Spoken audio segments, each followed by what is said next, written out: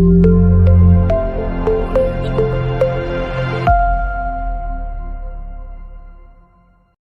guys, welcome back to my channel. So now let's see about the trends in Shakespeare studies till 19th century. ஷேக்ஸ்பியரோட life works and லெகசியெல்லாம் வந்து நிறைய ஸ்காலர்ஸை வந்து செஞ்சுரிஸாக வந்து captivate பண்ணியிருக்கு. Shakespeare ஒரு ரவுண்ட் பிளே ரைட் மட்டும் இல்லாமல் அவங்களோட டைம்லெஸ் க்ரியேஷன் ஆஃப் பிளேஸ் ஆலையும் வந்து இப்போவும் அவங்கள பற்றி நியூ ஐடியாஸ் வந்து க்ரியேட் பண்ணிகிட்ருக்காங்க. Now let's see about the early scholarship and criticism from 16th century to 17th centuries. Early scholars எல்லாம் வந்து நல்ல டெக்ஸ்டல் அனாலிசிஸ்க்கு வந்து ரொம்ப இம்பார்ட்டன்ஸ் கொடுத்தாங்க. மெட்டிகுலஸாக வந்து டெக்ஸ்ட்டை வந்து அனலைஸ் பண்ணுறதுக்கு வந்து இம்பார்ட்டன்ஸ் கொடுத்தாங்க. அதனால ஷேக்ஸ்பியரோட லாங்குவேஜ் அண்ட் அவங்களோட பிளேஸோட இன்ட்ரிகேட் டீட்டெயில்ஸ்க்கு வந்து இம்பார்ட்டன்ஸ் கொடுத்து வந்து ஒர்க்ஸ் வந்து எழுதினாங்க. ஸோ டெக்ஸ்டல் அனாலிசிஸை பேஸ் பண்ணி வந்து டெக்ஸ்ட்டை வந்து ஸ்டடி பண்ணாங்க. Then about moral interpretations. 16th and 17th centuries உள்ள ஷேக்ஸ்பியரின் கிரிட்டிக்ஸ் எல்லாமே ஒரு மாரல் லென்ஸ் வழியாக ஷேக்ஸ்பியரோட ஒர்க்ஸை வந்து வியூ பண்ணாங்க. ஸோ அதனால் நிறைய ethical lessons and social commentary வந்து அவங்களோட நரேட்டிவ்ஸில் வந்து இருக்க மாதிரி வந்து காமிச்சாங்க. So next about biographical approach. அந்த டைமில் சில கிரிட்டிக்ஸ் எல்லாம் ஷேக்ஸ்பியரோட biographical details and historical context எல்லாம் வச்சு நிறைய அவங்களோட லைஃப் பற்றி அவங்களோட எக்ஸ்பீரியன்ஸஸே எல்லாம் வந்து ஸ்டடி பண்ணுறதுக்கு வந்து கிரிட்டிக்ஸ் வந்து இம்பார்ட்டன்ஸ் கொடுத்தாங்க. ஸோ 16th and 17th centuryயில் textual analysis, moral interpretation, biographical approach வழியாக வந்து ஷேக்ஸ்பியர் ட்ரெண்ட் வந்து இருந்துச்சு. Then let's see about the trend of Shakespeare studies in the 18th century. 18th centuryயில் நிறைய ஸ்காலர்லி எடிஷன்ஸ் வந்து டெவலப் ஆச்சு. ஷேக்ஸ்பியரோட பிளேஸில் வந்து நிறைய எடிஷன்ஸ் ஆஃப் ஷேக்ஸ்பியர்ஸ் ஒர்க்ஸ்ன்னு நிறைய வந்து பப்ளிஷ் ஆச்சு. தென் ட்ரமாட்டிக்கலி வந்து இன்டர்ப்ரெட் பண்ணுறது, ஷேக்ஸ்பியரோட தியேட்ரிக்கல் ப்ரொடக்ஷன்ஸ் அண்ட் அவங்களோட பிளேஸை வந்து இன்டர்ப்ரெட் பண்ணுறது வந்து அந்த டைமில் வந்து இருந்துச்சு 18th centuryயில். ஸோ அதனாலே பப்ளிக் வந்து நல்ல அண்டர்ஸ்டாண்டிங் அவங்களோட ஒர்க்ஸை வந்து ரொம்ப அப்ரிஷியேட் பண்ணாங்க. ஸோ தென் இந்த பீரியட்லேயே வந்து பயோகிராஃபிக்கல் இன்வெஸ்டிகேஷன்ஸ் வந்து இருந்துச்சு. ஷேக்ஸ்பியரோட ஹிஸ்டாரிக்கல் ரெக்கார்ட்ஸ் அண்ட் டாக்குமெண்ட்ஸ் எல்லாம் வந்து யூஸ் பண்ணி அவங்களோட பர்சனல் அண்ட் ப்ரொஃபஷனல் எக்ஸ்பீரியன்ஸஸ் எல்லாம் வந்து எப்படி இருந்துச்சு அனலைஸ் பண்ணாங்க. தென் romantic interpretations of Shakespeare.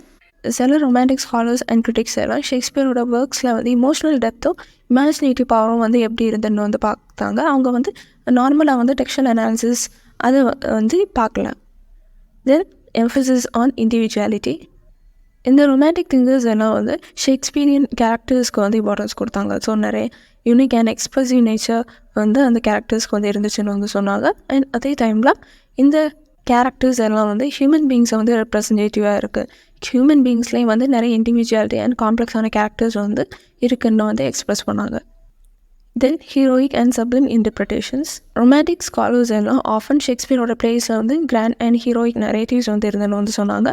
And நிறைய சப்ளிம் ஆன ஹியூமன் எக்ஸ்பீரியன்ஸஸ் வந்து அதில் வந்து டெல்வாக இருக்கும்னு வந்து சொல்லியிருந்தாங்க.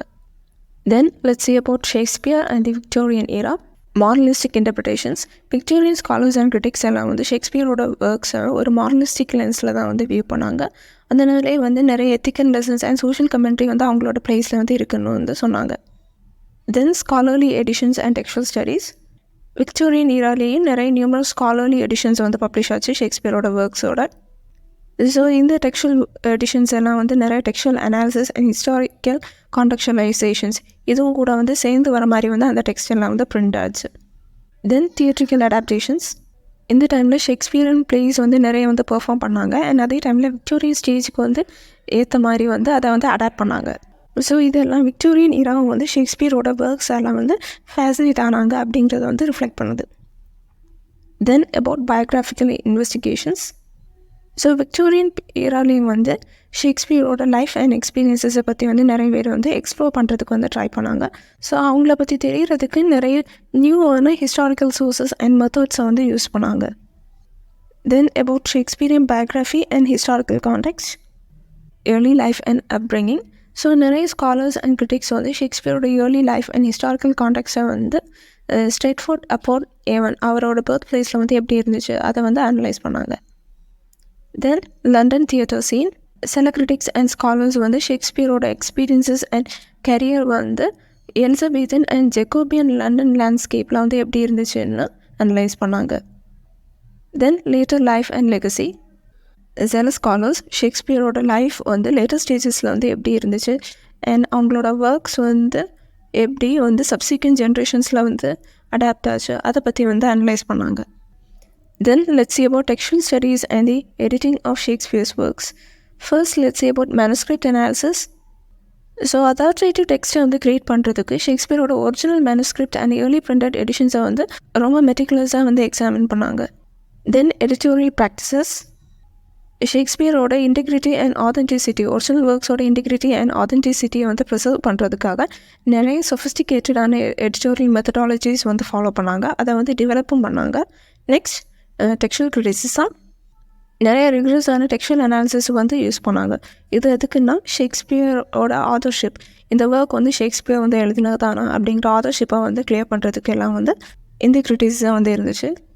இது வந்து ஷேக்ஸ்பியரோட பிளேஸோட இவல்யூஷனையும் கூட வந்து அனலைஸ் பண்ணுற மாதிரி இருக்கும். Finally let's see the enduring legacy of Shakespeare studies. So ஷேக்ஸ்பியரோட ஒர்க்ஸ் வந்து இப்போவும் கூட ஒரு ஸ்டடியோட ஒரு சப்ஜெக்டாக வந்து இருக்குது. நிறைய scholarly investigation and new insights and interpretations வந்து டெவலப் பண்ணுறதுக்கு வந்து இப்போவும் வந்து ட்ரை பண்ணிகிட்ருக்காங்க. தியேட்ரிக்கல் அடாப்டேஷன் அண்ட் ப்ரொடக்ஷன்ஸ்லேயும் கூட வந்து ஷேக்ஸ்பியரோட ஒர்க்ஸோட இன்ஃப்ளூயன்ஸ் வந்து இருக்குது. தியேட்ரிக்கல் வேர்ல்டில் ஷேக்ஸ்பியரோட ஒர்க்ஸ் வந்து இப்போவும் நல்லா ஹைலி இன்ஃப்ளூயன்ஷியலாக இருக்குது.